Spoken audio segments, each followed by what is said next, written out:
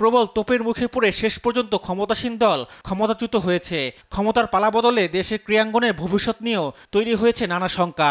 মঙ্গলবার সকালে বিসিবির সামনে ক্রিকেট সংগঠক ব্যানারে অবস্থান নিয়েছিলেন বেশ কয়েকজন ক্লাব কর্মকর্তা। সেখানে উপস্থিত ছিলেন বাংলাদেশ দলের সাবেক 2 অধিনায়ক মিনহাজুল আবেদীন নান্নু এবং হাবিবুল বাশার সুমন।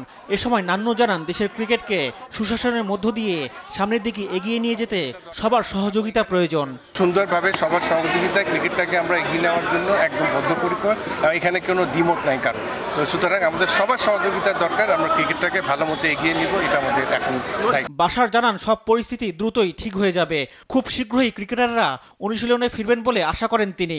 দ্রুত এটা কেটে যাবে আমার বিশ্বাস, এবং আমাদের সবকিছু তো ইন অর্ডার আছে, প্র্যাকটিসও হচ্ছে, হয়তো একটু কয়েকদিন হয়নি, বাট এটা আবার মনে শুরু হয়ে যাবে। এ সময় বিসিবির সাবেক যুগ্ম সম্পাদক রফিকুল ইসলাম বাবু জানিয়েছেন, ক্রিকেট বোর্ডের কার্যক্রম নিয়ে চিন্তার কিছু নেই, সবকিছু আগের মতোই চলবে, কোনো কিছুতেই বিঘ্ন হবে না।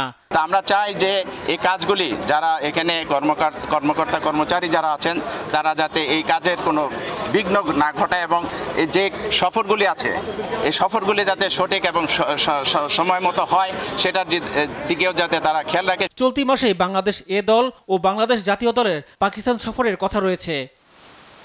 রিফাত আঞ্জুম, দেশ টিভি, ঢাকা।